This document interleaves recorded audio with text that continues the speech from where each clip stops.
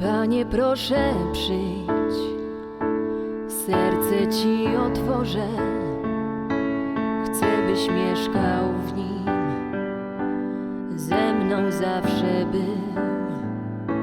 Tyś największy skarb mojej wiary płomień, pragnę z Tobą iść, kochać tak jak Ty.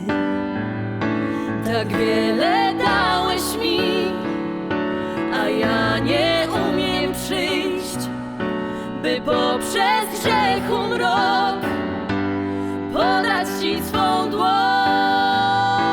Cóż mogę Tobie dać za tyle w życiu łask?